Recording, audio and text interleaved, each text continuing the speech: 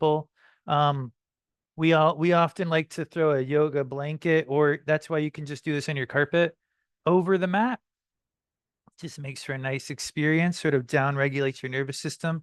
Feel free to turn the lights down a little bit in your space. My camera should adjust, hopefully. Yeah, that looks pretty good. And just make sure you're feeling good. My cat is weird tonight. All right. No problem, Geeta. Sorry to hear that. All right. So we're going to start with Tadasana. I want you to just rock in your feet a little bit.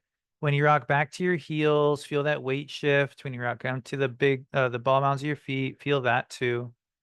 If you slow this down a little, you can actually notice something more than just your feet shifting weight. You'll actually notice the whole front and back side of your body. When you shift to the ball mounds of your feet, pause there for a moment and feel how the front of your body sort of tones naturally, almost to like catch you. And then slowly shift back to your heels and notice how the back side of your body tones very lightly, almost to catch you there too.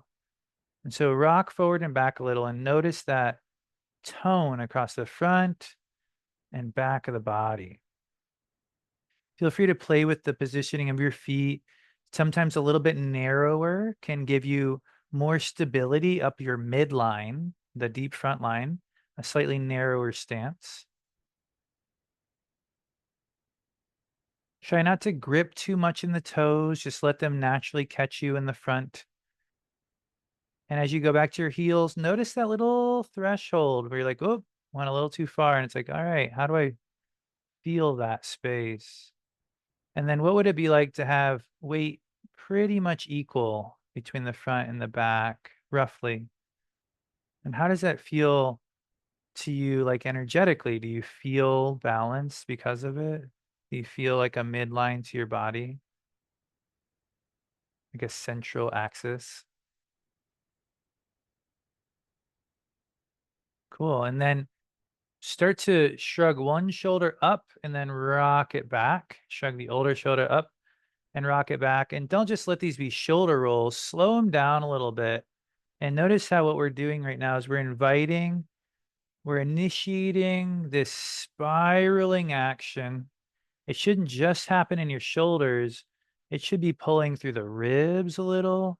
If you notice your hips are slowly adjusting to that shoulder roll, if your body's not adjusting to the shoulder roll, if it's just in your shoulders, then slow it down and try to let your shoulder pull your ribs. Try to let the ribs talk to the hip.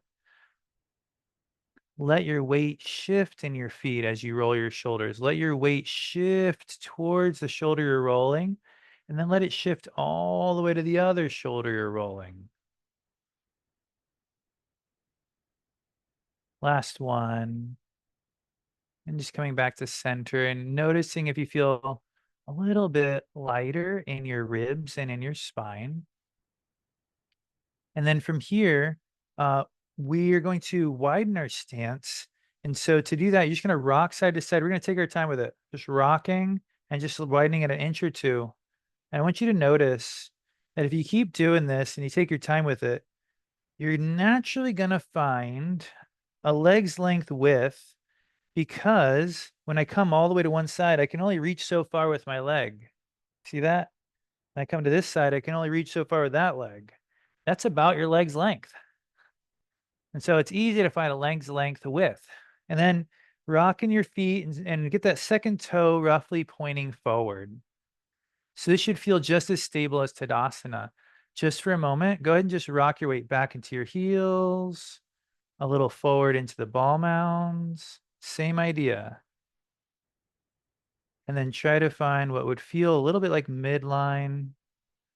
Your big toe presses a button on the floor. So the big toe just presses a button. It's a very light touch. Your other toes just naturally spread out for air. It's not a big deal. It's just like feel the air between your toes. And then from that position, you can bring your hands to your hips and very gently draw some circles with your hips and just say hello to your hip socket. So the top of your hips is way up here, but your actual socket is down below your waistband. With that little bit of rocking in the hips, just like our shoulder roll, notice that it's not just in the hips. Your weight is shifting a little in your feet. You can feel there's a rotation happening in your pelvis. It's not just side to side. And then if you slow it down, you can actually reverse it. Actually, really tough.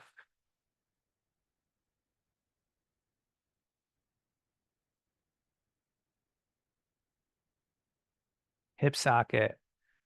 We generally just we sort of take it for granted because it's a strong socket. It's covered by a lot of ligaments and muscle, but buoyancy, lubrication in the hips goes a long way. All right, so then you can relax. We'll bring the I don't know exactly if it's mirroring, so I'm just gonna say my actual foot, and you can move your foot that I'm saying, but it might not be mirroring, and I apologize for that. Lift your right foot up, turn the right foot out a little bit, or not a little bit, turn it out to 90 degrees, and then drop your right heel out a hair so that you're in heel to arch stance. And from here, just bend the knee, and there might be a natural urge to lengthen the stance a little bit. And so as I bend the knee, my foot is naturally lengthening out, it's sort of inching out because when you bend your knee, you want to hover over the ankle, not too far past the ankle.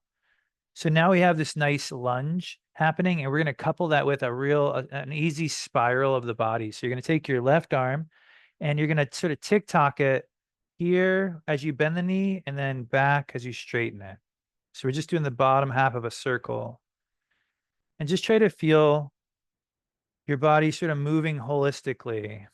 As I come up, my arm reaches back. I look at my arm, that gets my neck into it, sort of following the arm. Notice what the other arm does. It probably goes opposite. So you have this nice little spiraling action happening. And then from that next time you reach, you just sort of keep it going and you can finish the circle.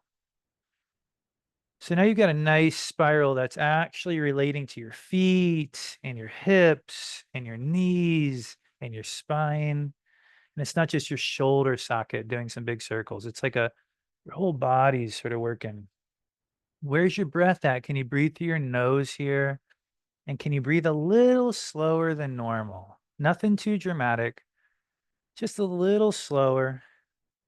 The next time your arm reaches past your face, sort of like right around your head, pause there for a moment. Just an easy sort of, you might call this like a very gentle, very buoyant lateral angle posture, Atthita Parshva Konasana. I have somewhat of a straight line from the foot through the hip, through the shoulder, through the arm. Feel very buoyant, feel very long, feel very supported. And then as a counter pose, we're actually going to follow that arm down, drop the knee down, fingertips come in front of us, and then just very lightly kick the heel forward and kick the hips back a little. I'm going to turn 3/4 so you can see me better and just rock side to side on that heel, just fanning the foot. And then if you can, now you're going to do like 360, or you're going to rock a circle under the heel. So your heel is actually drawing a little sort of, if you're going to try to imprint your whole heel on the floor, like the back of it, the left, the sides of it. And that should translate to helping you feel your hamstrings, the whole spectrum of your hamstring.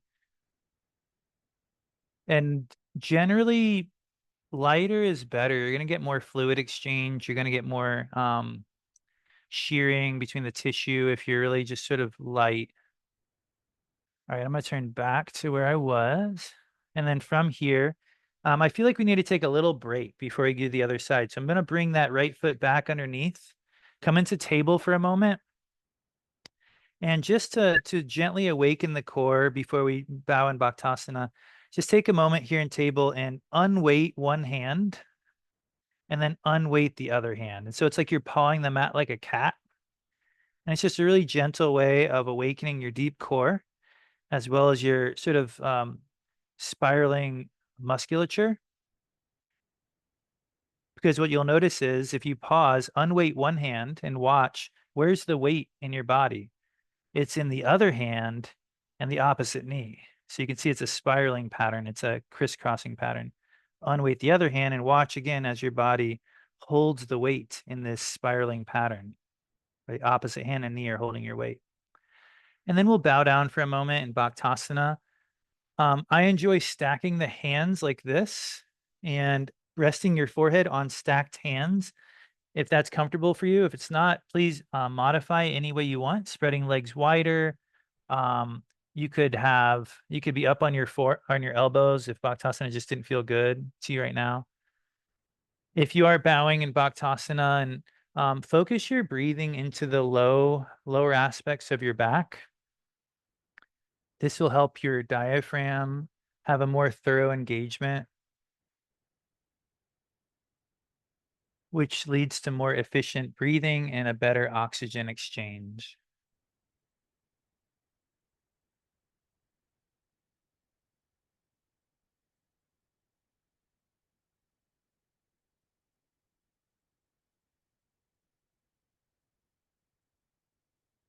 Try to slow your breath down just like by 5%.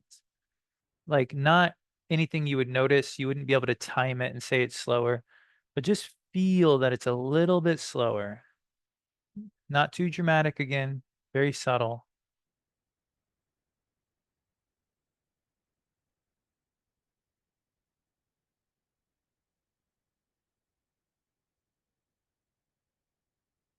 The hardest thing about breathing well is breathing well. It's like we always want to do something to our breath, but just breathing with quality is really profound. So just breathing with quality right now, like feeling your breath through your nose, being there for it, and feeling like it's a quality breath, like as if you were, as Patanjali says, like pouring melted ghee from a teapot. Your breath should be that smooth.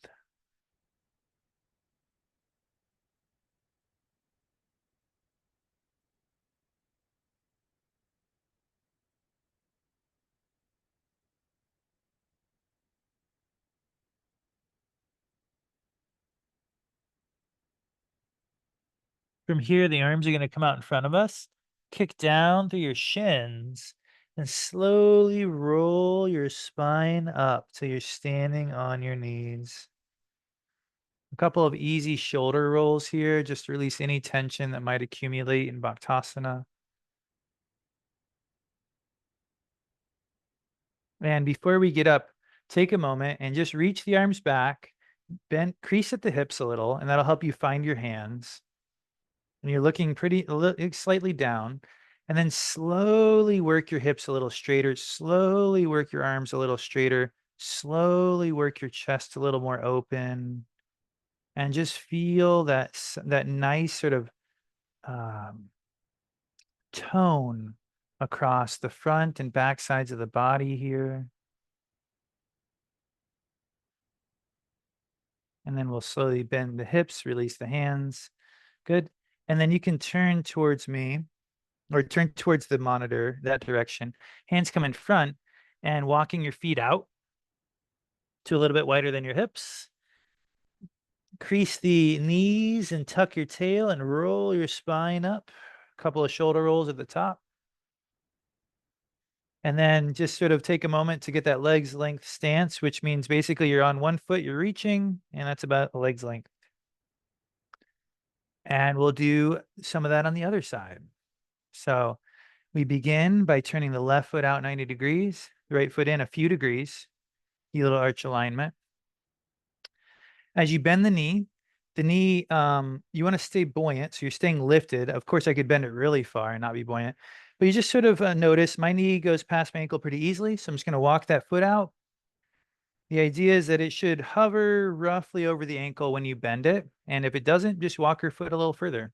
So Ken, you'd probably enjoy a little bit wider stance, but that's totally up to you. All right. So from there, if you remember from last time, we sort of tick-tocked our hands. So we have our right hand here. We're going to draw that half circle and then we draw it back.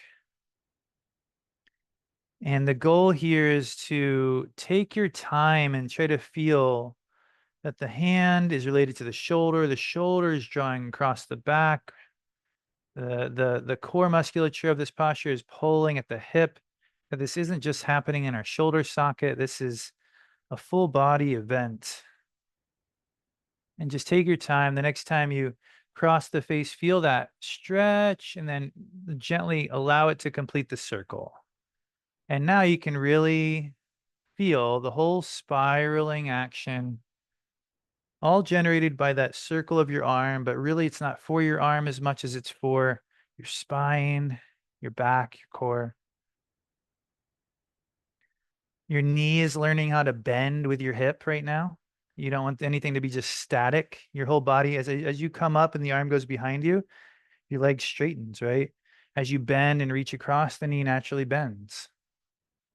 You're teaching your body how to move together. You're teaching joints that don't talk too much to each other. You're letting them talk. And the next time your arm reaches across, your gaze can pause for a breath, relax your shoulder. I know that was a lot of circles, so try to feel relaxed even as you reach and feel that line from your right heel through the hip, up through that warm shoulder, elbow, hand. Excellent. And then we'll finish the circle, turning back towards the foot, dropping knee. We're on our, you can let that heel show and draw some circles around that heel, letting your spine sort of relax, letting those shoulders relax.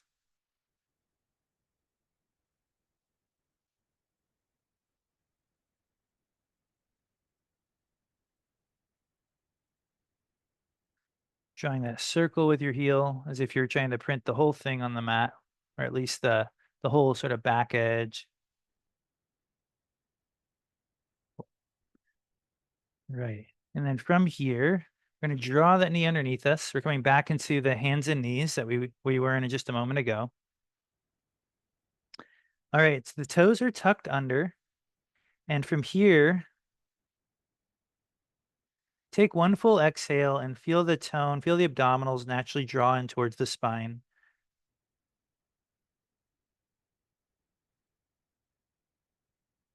We're going to maintain that tone as we glide the left foot straight back very slowly. And the right arm glides forward just as slowly. And then pause. You're in a spiraling pattern. We sort of warmed up for this on the other side. All the weight is in opposite hand and knee. And then from here, hover, foot an inch off the ground. And if you feel okay with it, hover hand an inch. Lower is a little bit more challenging almost at first. It keeps you in your deeper musculature, not your superficial. Sort of forces the muscles around the joints to work. If you feel any instability, that's good. If you don't feel like you're losing your balance, close your eyes. A little bit of losing of the balance would be good for you here. All right. Foot comes down, hand draws back under. We keep the feet like they are, hands underneath us. A staggered foot down dog, or you're just reaching up and back with your hips.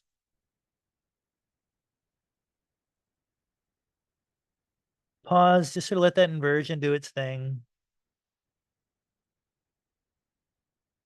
We all need a few more minutes of inversion a day. That blood flow going up towards the head, up the spine, decompressing discs. Cool. And then drawing that knee back down, drawing the other knee towards it. We're taking a quick break here in Bhaktasana. Just give yourself a breath. Welcome to stack hands or have the hands in front, however you feel good.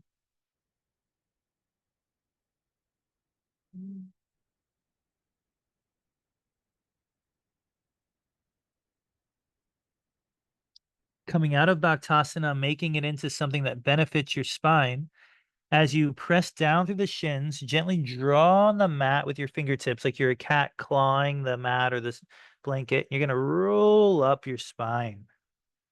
When you get to the top, couple of shoulder rolls. Make sure there's no tension in your shoulders.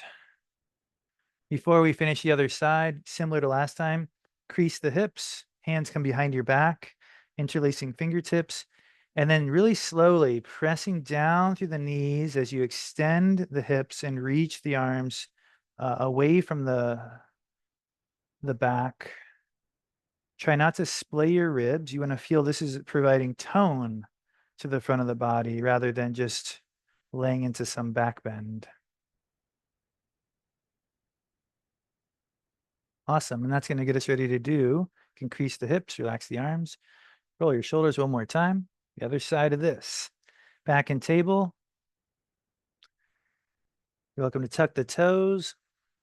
And before we go into this other side, with toes tucked, hover knees without really leaving the ground. Unweight your knees. Like your knees might leave the ground by a millimeter. Just getting all that tone, and then release the weight of the knees back into the mat. Right foot draws back slowly. Find your balance. Left hand draws forward slowly. Right foot hovers an inch. Left hand hovers an inch. Close your eyes if you'd like to work, if you'd like to challenge your balance. If you're already challenged, that's awesome. You found it.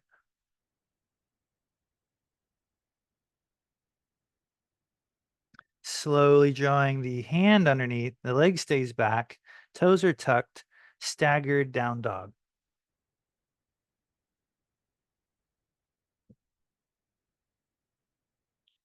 Turn your head side to side. Feel the hands pressing one direction and the hips lifting opposite them. Feel your spine long, decompressed.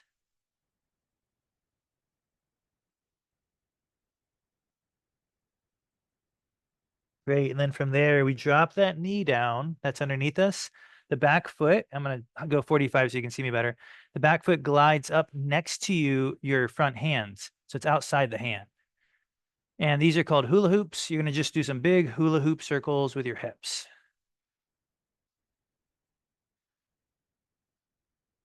Reverse direction. The point here is not so much stretch as it is glide and letting layers of tissue sort of learn how to slide over each other instead of stick. The left hand stays down. The right arm, similar to what we did before, the right arm reaches up and it's going to provide a nice spiraling action. Just draw the first half of that circle a couple of times, maybe just like the first quarter of it, just tick-tocking and just feeling where the beneficial aspect of that circle is as the hips glide forward. The next time the arms reach back, you can just pause and let your elbows soften, let your neck soften, sort of feel that beautiful atlas sort of shape, like you're holding a big globe on your shoulder effortlessly. When the hand will come down, we're going to press the hands underneath us. Back toes are tucked under. Bring that foot back to meet the others. You're in a sort of a quarter plank here. And then you can just gently press the knees away from the mat and feel the tone across the front of your body. And then slowly bring the knees back down. Let the hips hover back over the knees to give your body a break. And we'll do that one more time. You're welcome to stay here with the knees down or pressing through the hands. Let the knees hover weightlessly over the mat. Knees come back down, hips come back. We glide the left foot up next to the outside the left hand and some big circles with your hips. Nice big fluid, graceful circles, breaking up all the crystallization that sticks to our hips because we're in so many different seats throughout our day. There's really no avoiding it.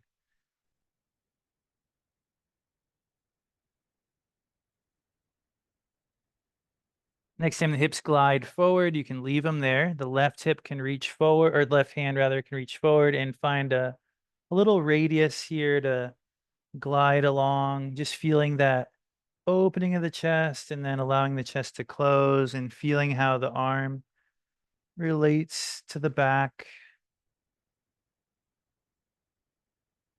Pause there in a beneficial angle. Try to help your arm be soft, your neck be soft. Notice that soft doesn't mean off. Soft just means fluid. It means spacious. You can still have a ton of strength and ton of support and have the body be very supple.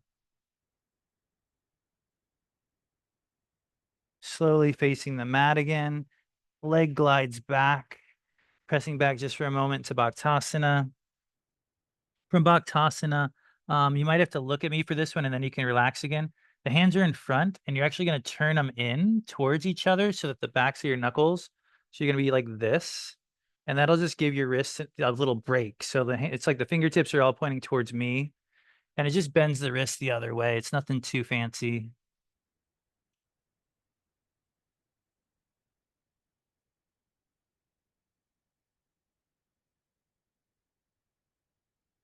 Rock side to side and massage your forehead a little bit.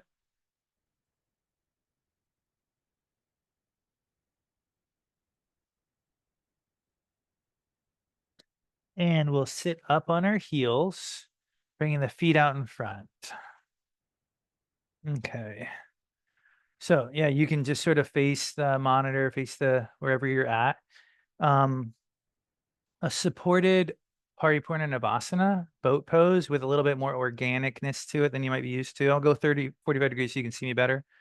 So the hands are supporting you on your shins, or they can grab back here. Either one, I like the shins. And then you just rock back a little bit to take the weight out of your feet.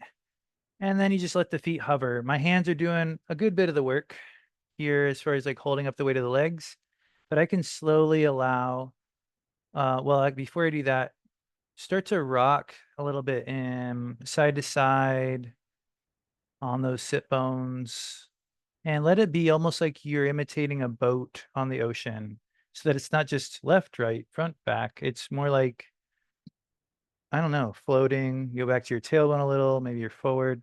And then try to soften the grip of your hands and keep your heart lifting. Just keep saying hello to that deep core. Then, if you like, you can let the hands float next to your knees for the last breath or two. And then from here, we're going to glide the legs forward, keeping the knees pretty bent. And then imagine like you're trying to lift your heart over your knees and then lay down your spine. Press the heels sort of down into the mat, and they'll push your spine back. And we start to make this a little bit more of a flow. And so pull the heels toward you. That helps you lift your heart over your knees, and that draws you forward with a lot of space. And then push the heels down and forward, and that pushes your spine back. And so it's almost like you're sort of lifting your spine long as you come forward, and then you're rounding your spine back. There's sort of a cat-cow essence to this. The heels draw towards the you as your heart goes forward, and then the heels push down and forward as your heart goes back. This is a pretty functional move. And if you think about it, rowing a boat, you would be using this. Your hands would be in front. You would draw the heels toward you as you rowed forward, and then you would use your legs to row or lift them back. So it's a dynamic functional movement that people have been using for thousands of years.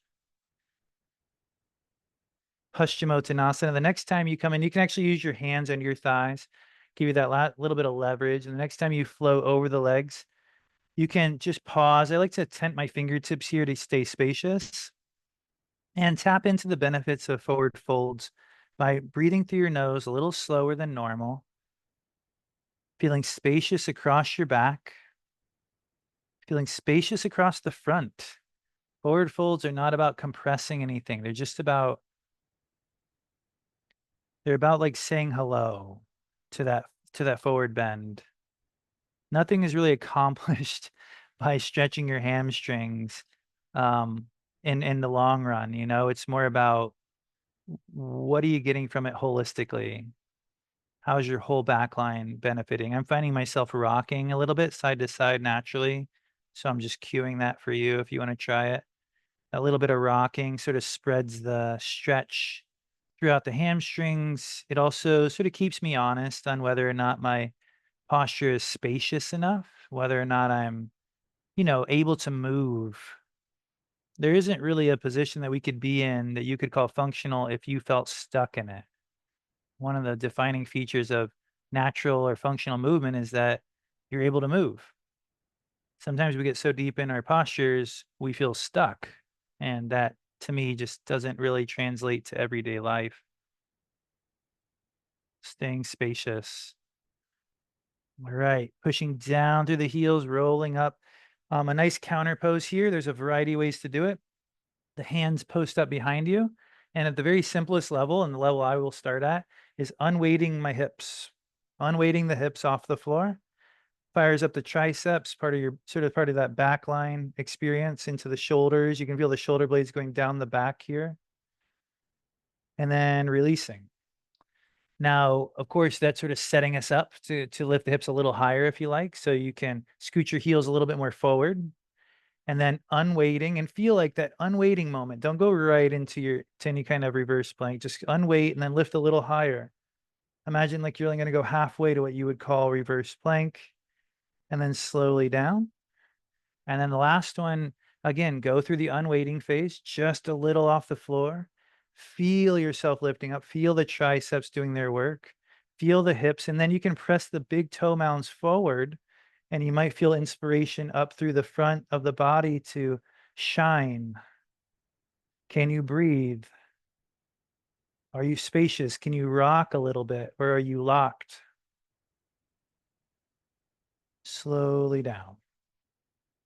Excellent. And then we'll all turn sort of sideways to the mat or to the monitor and use your legs behind or your hands behind your knees to slowly work your way down to the mat on your back.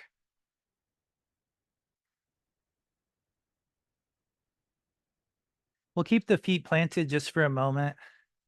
Just let yourself TP the knees together. Hands can rest over your navel.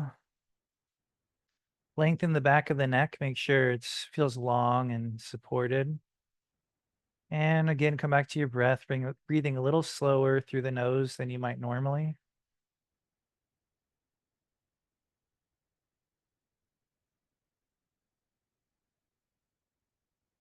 Emphasize your exhale. Make it just half a second longer than normal. Don't ever feel like any stress or any sort of feeling of like I can't breathe. That's never beneficial. But a little bit longer exhale has been shown to be pretty beneficial for almost everyone, as it seems to be the missing component for most of us in healthy breathing.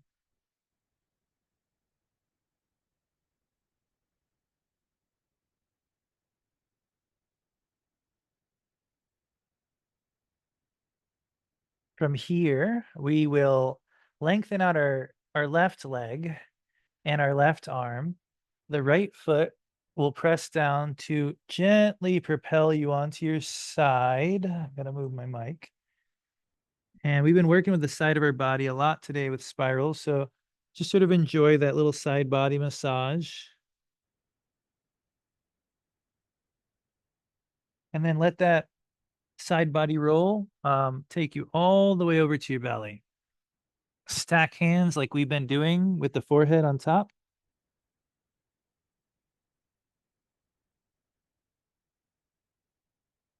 As you exhale, feel the navel drawing in towards the body very gently. Don't overdo it. Doesn't work like that. But feel the inward draw of your navel as you exhale. And as you inhale, feel the natural, gentle ballooning action of the stomach pressing in towards the floor. Nothing dramatic, promise, doesn't work like that. Keep it gentle, but nonetheless, notice these two qualities. Exhale, drawing the navel away from the floor slightly. Inhale, the gentle ballooning pressure into the floor.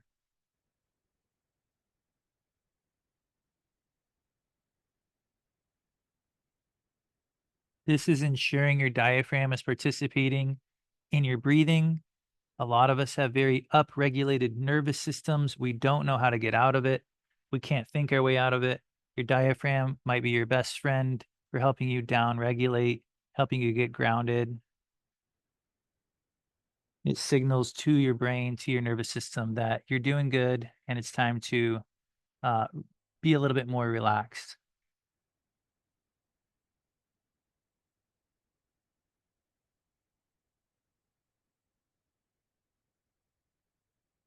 So with every gentle ballooning of that belly into the floor, it's almost like you're pressing a button in your body that is saying like down regulate.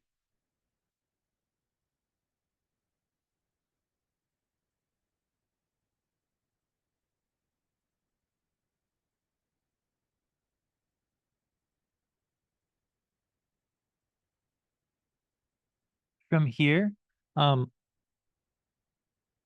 I feel the need to just do a little baby back bend before we switch gears. So I'm just going to glide the hands underneath the shoulders.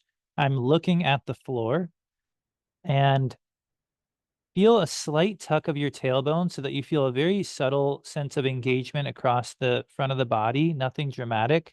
You should also feel a slight tone of your glutes. This all ensures that the pelvis stays relatively neutral. And then simply imagine, almost imagine like levitating like an inch, your heart off the floor. Your feet can stay down and slightly tuck the chin just to keep the neck in alignment. And we're just trying to stay warm on the back side of the body here, trying to keep the heart open. And then we'll come down. Left arm extends. The right hand pushes through the mat to bring you back to your side body. You're welcome to play there for just a moment, massaging. And then we're back onto our back. Go ahead and draw the feet in, TP the knees, bring your hands back to the navel. And once again, imagine that simply by breathing into your hands here, you are slowly pressing the button in your body that down regulates your nervous system.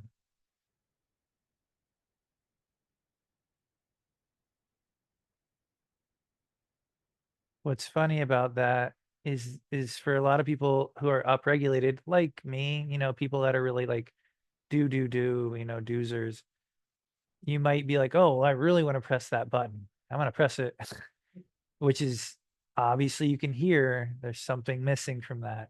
So you have to even press the button in a relaxed way.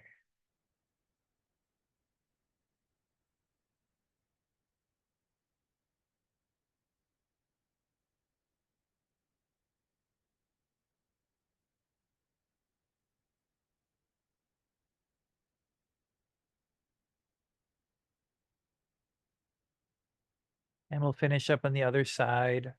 Right foot extends, right arm extends. You might be facing away from me as we do this. That's fine. Left foot presses down, bringing you onto the side body, rocking a little bit on your side body, not rushing past this moment.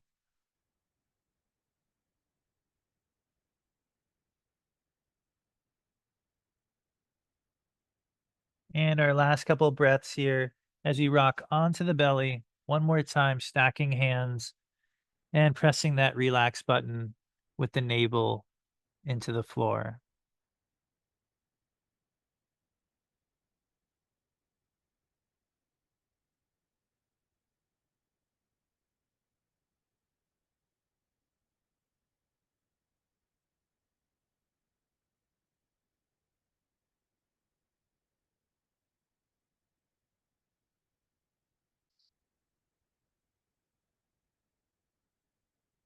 To come out or back onto our back, you can extend your right arm and then let that left leg sort of creep back and over the right leg. And the left leg's going to reach until it pulls you back onto your back.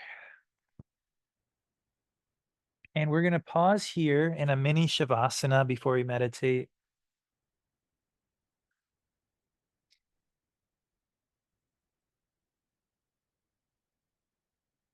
Again, bring your awareness down to that navel area. And just by bringing your awareness there, you will naturally breathe a little bit deeper. Breathing through the nose and really trying to breathe with quality.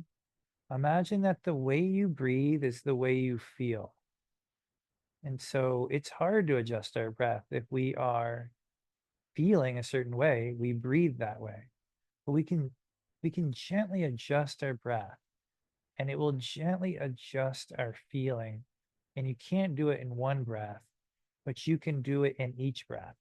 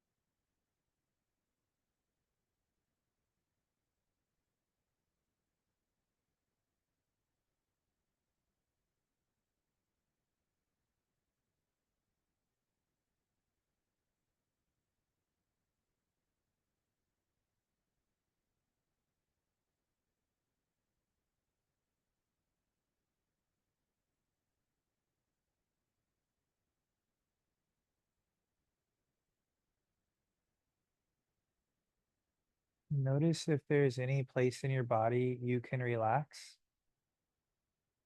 Bring your attention to your feet, your calves.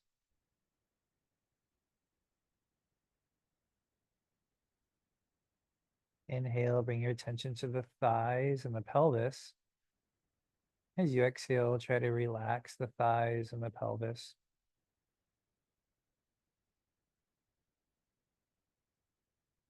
Inhale, feel the whole midsection of the body between the pelvis and the ribs. As you exhale, try to feel a release there.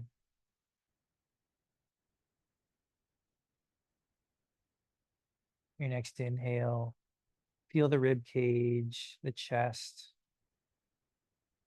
As you exhale, try to release any tension that you might be holding there.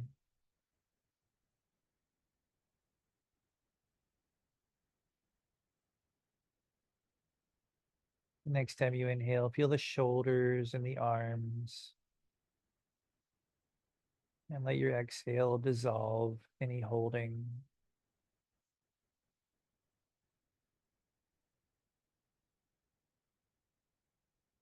And take a conscious breath into your neck, head, and face. And as you exhale, try to imagine letting all the expression dissolve off of your face.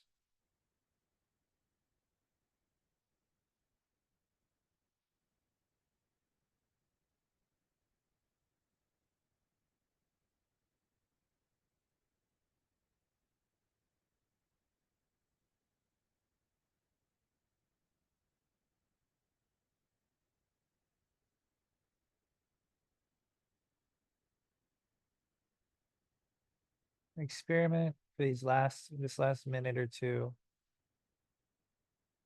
with letting your exhales take you all the way to an experience of stillness and just really reveling in that moment, and let the breath inhale come back to you without any effort.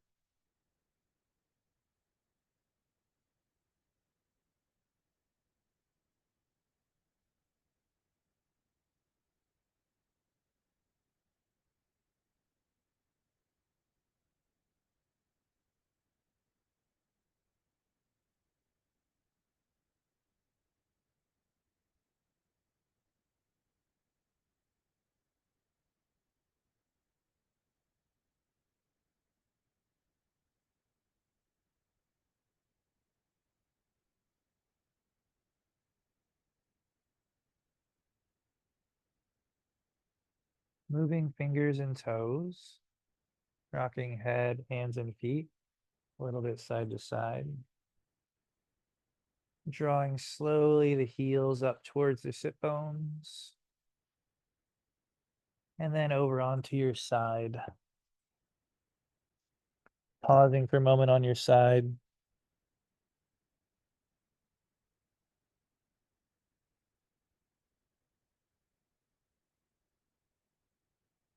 And then pressing down, kicking the leg, helping yourself up. And taking a minute to find a comfortable way to sit for meditation.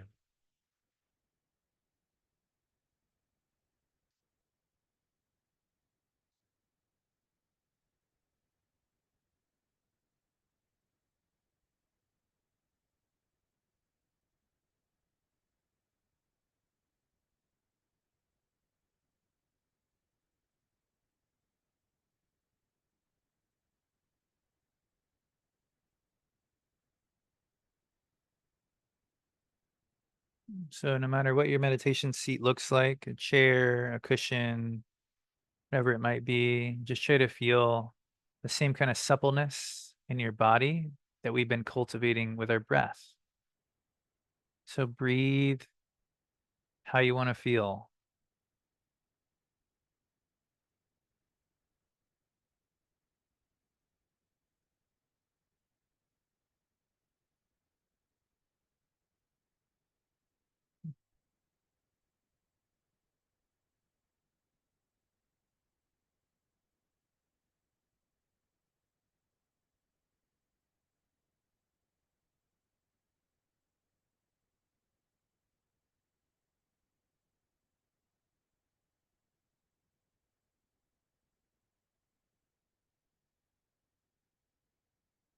So as your seat, settles in, it's probably a little bit easier to find your seat after a full class.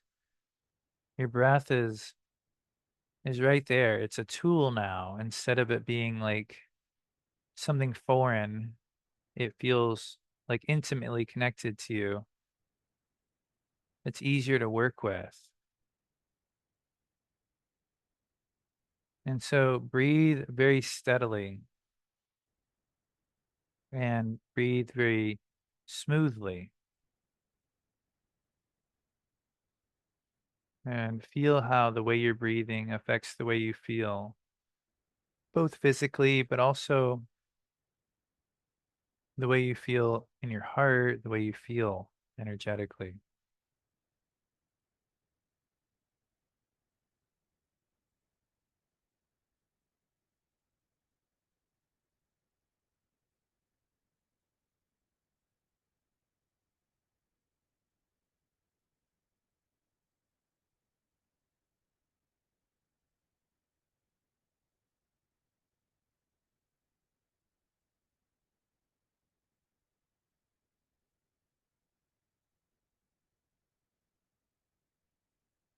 You may notice that your breath is light. Not everybody's going to be feeling the same way, but if it did feel light, maybe it's not as deep as you're used to, just trust that and just go with it. As Paul Rep says, move with, not against the harmony.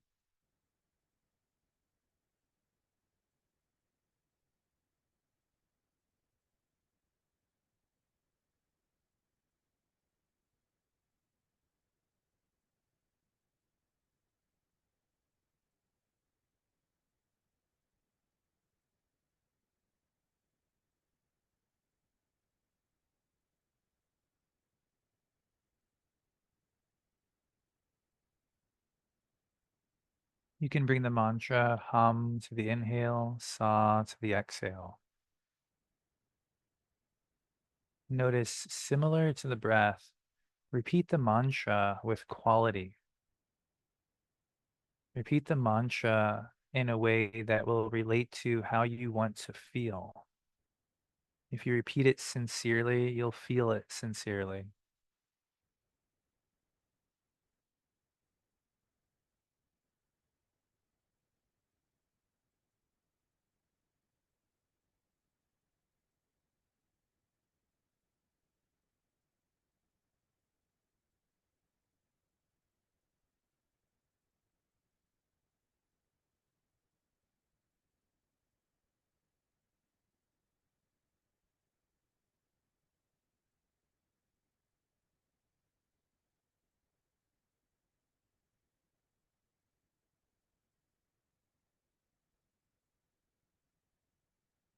And then just putting it all together, all the pieces are here, all the wheels are turning. The energy that it takes to keep a wheel turning is much different than the energy it takes to start a wheel turning. And so keeping these wheels turning is very gentle. It's almost effortless. The wheel of your breath, the wheel of your mantra, the wheel of stillness.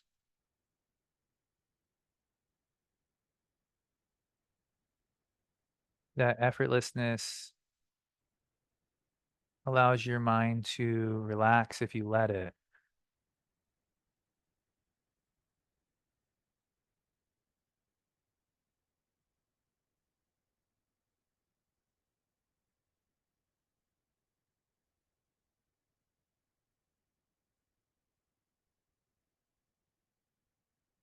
It allows everything to relax if you let it.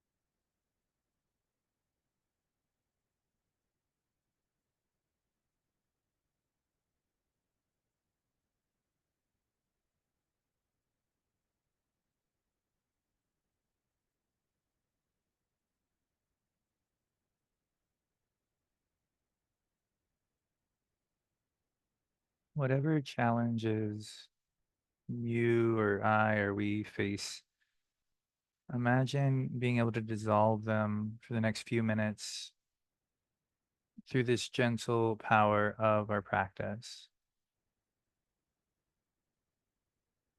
Let yourself be completely present and feel completely free for just a few minutes by focusing the entirety of your awareness on your breath and your heart and your mantra. It doesn't mean you have to be willful, it just means you have to be totally into it.